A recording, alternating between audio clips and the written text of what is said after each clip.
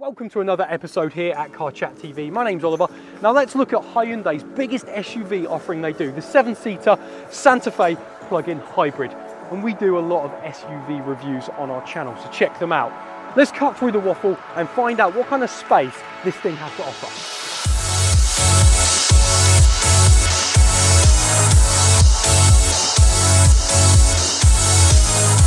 So we've got a nice big SUV, 7-seater. Let's find out what it's like back there. So they've given us a little button here. You can press, there's one down here and one up here. I'm going to press this. It slides forward for me. I've got a little channel to jump through. Thank you very much, Hyundai. And here we go. I'm back here. I've got a little drinks holder. I've got some climate control back here at 12 volts. Not too bad. And do you know what? To be fair, look at my headspace. I'm 5'11". It's not too bad. Let's pull this seat back. And I've got a little bit of knee room as well. So actually, to be fair, sometimes people say, oh, they're mainly for smaller people or children. But 5'11" adult, I'm back here and it is kind of spacious. I've got the sunroof allowing some light in. I'm going to be honest, I wouldn't want to be here on a mega long journey, but it's definitely an option if you're looking for a 7-seater. Time to jump in the second row and find out how good they are. So I'm here in the rear seats. Look at the space you have. 5'11", knee room, very plush. Headroom, brilliant. 2 huge sunroofs, just pouring light in, making it feel light and airy. And on this trim, we've got this as well, which is pretty cool. A little bit of a blind. But the seats, they're comfy. I love the diamond quilted effect we've got here with the rock grey stitching. Overall, this is a really nice place to be on any journey, small, medium or long. So I'm inside the behemoth of the Santa Fe plug-in hybrid. Initial reactions of the interior is pretty plush. There's leather everywhere and soft touch materials. I've got a 10.25-inch infotainment screen there. Nice, clear and visible. I love my tech. You know that if you've been following this channel. And so far, visibility is really good. I'm getting light being poured in from the sunroof. I can see a huge chunk of bonnet. Great visibility, big chunky door mirrors. Steering is on the light side at the moment, which I like. That's what you want with an SUV. You want it to be easy to drive. So this is a plug-in hybrid, which we see a lot more manufacturers offering now for the hybrid range. So the battery is a 13.8 kilowatt battery, and it will give you, Hyundai say, 36 miles from electric. Combined all together, they say 173 mpg. Wow, that's crazy. I mean, real life, are we going to get 173? I'm not sure. What we'll do at the end of this review, we'll have a look at the tripometer and I'll tell you exactly what we're averaging. So the Santa Fe plug-in is around 40k, £40,000. So it's a great alternative if you're looking for a 7-seater with a little bit of an edge or a little bit cheaper than maybe, you know, the German brands out there. Now, we've got a number of modes on this car, a little bit like our Kia Sorento review actually, and the architect is very same because they are sister companies. So we've got terrain modes down here with snow, mud and sand, and it will go off-road. We took the Sorento off-road and it was more than capable of sorting bits out. So there are other settings here we've got, and I just love when I hit the sport mode, everything flashes red on the digital cluster. Really cool touch. I love that, and I spoke about the design before. It speaks to me, it ticks my box. It's subjective, we all like different things with design touches and whatnot.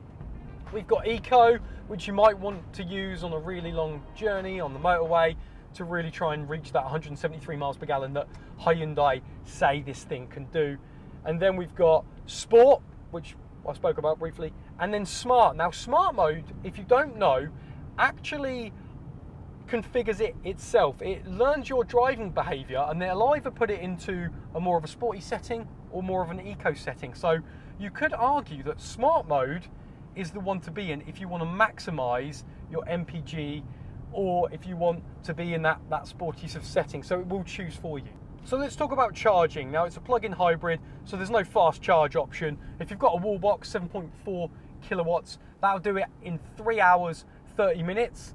If you've got a 3-pin, you're looking 6 hours and a little bit to put back into that 13.8 kilowatt hour battery. 36 miles, that we said about that Hyundai say this car can do. Now, so far, this car handles exceptionally well. It's got self-leveling suspension, so it soaks up all of those lumps and bumps in the road.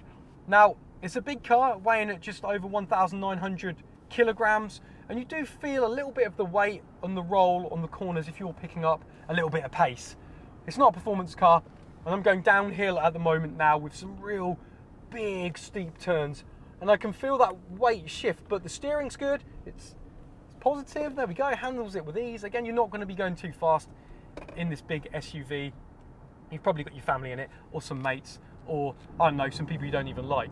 But it handles well. The suspension is nice. I definitely see this as a great family vehicle for any type of journey, just soaking up everything that the road gives it. And overall, it's just a real smooth ride. We've got a 6-speed auto gearbox here, and right now I'm just chilling back, relaxing, just taking in the views of the road. So let's talk about the boot space, because it's important. 571 litres with the back 2 seats down, more than enough, very manageable for all your luggage and bits and bobs. Now, one thing that is also really important is what the rear seats are like. Now, I've got Adam there in the back while I'm driving along. Talk to me about comfort, Adam. So, in the back, I'm actually really comfy, I'm not going to lie. Awesome. Even when Ollie's throwing it around some corners, you can feel a bit of weight, but it still feels like a comfortable place. And the one thing I'm actually really happy about is how giant the back windows are. Weirdly, some cars have quite small windows, but maybe you see this side, it's absolutely giant, and you've got really good visibility. And I feel like I'm just sort of, I don't know, in some sort of luxury car. Although this is quite premium. I mean, look at these seats, you've got diamond cut and everything there, so I'm pretty happy back here. And you've actually got blinds as well, so yeah, I'd say pretty good. Nice. Right, I'm on my way back to tell you what I think about the car. I'm looking at the trip, and to be fair, it's looking straight back at me, and it's saying 40 mpg averaging, which isn't too bad. It's not like the 170s that we spoke of, but deep down we know that's not realistic. So 40 mpg, that's not too bad. Now, I want to talk a little bit more about the interior, because there's a lot of buttons here on the center console. It's very, very busy, and I am not a huge fan of this carbon fiber effect. I know it's not carbon fiber, but it's got that look that it's trying to be carbon fiber. I don't know if I'd just rather have the piano black gloss, because it's very busy on the eyes. When you look at it, it looks like one of those weird patterns that you look at and you see numbers. You know what I'm talking about. But that's really my only negative, is just that kind of effect on the center console with a lot of buttons, very busy. But other than that, this has been such a pleasurable experience in the Santa Fe.